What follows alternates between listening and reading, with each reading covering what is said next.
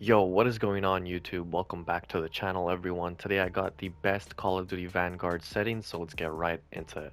First things first, we got horizontal and vertical stick sensitivity. All professionals play anywhere from 4 to 7, so that's just up to you. And sensitivity is a personal preference thing, so if you play good at 1, hey man, go ahead. If you play your best at something like 20, go ahead. You know what I mean? So you just gotta experiment, find your sweet spot. Anything that's on the low side will be more consistent, and then anything that's on the high side will be more inconsistent when it comes to your aim.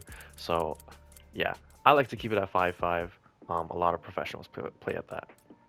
And then this is just default one, and then let's turn this on, and you're gonna want to go down to 4 times zoom, and you're gonna bring this up to 1.20. So this is basically for all your sniper scopes.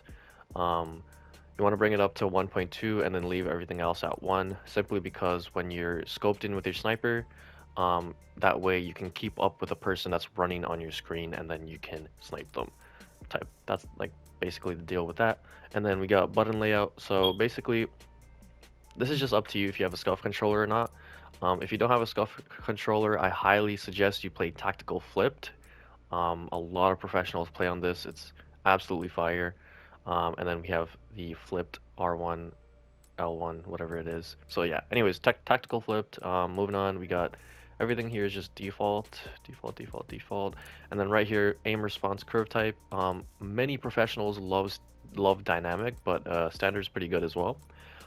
It's just personal preference. A lot of pros, it's like 50-50. 50% of the pros use standard, 50% of them use like dynamic. It's really just up to you. Controller vibration off, trigger effect off, weapon fire threshold off. You want to keep these three off. Specifically these two, they're really bad. Just keep them off. They're gonna throw off your trigger finger and stuff like that. And then controller vibration, that's up to you, honestly. This is just default, default.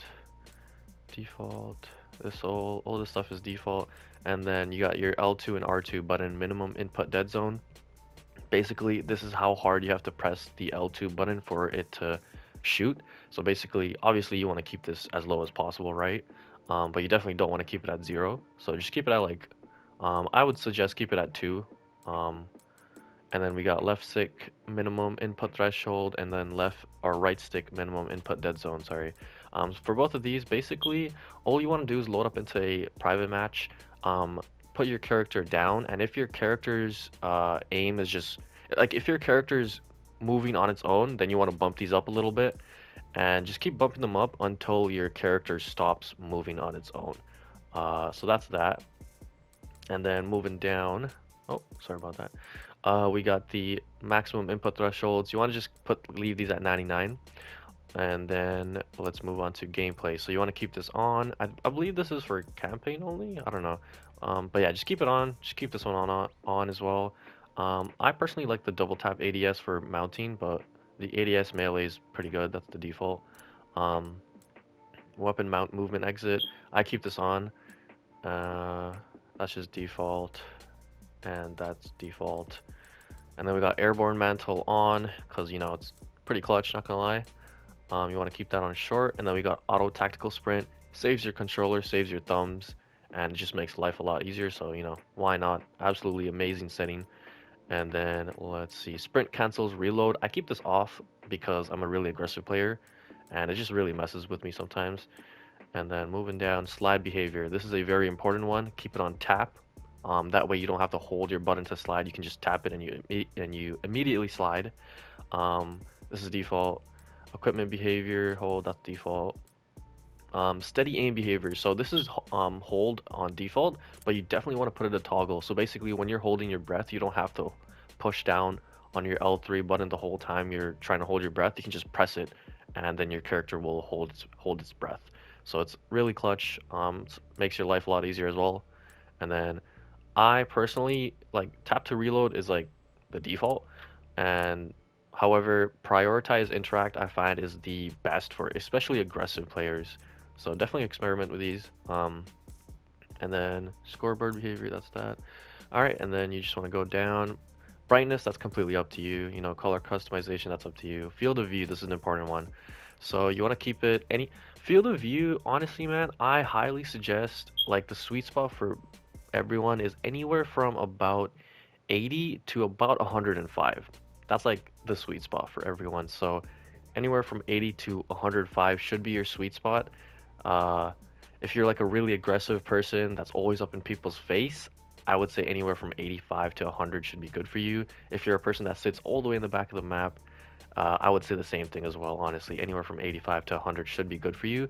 But one thing you should keep in mind for field of view is like the higher your field of view is, the smaller and harder it is to hit people on your screen because they're just tiny, right?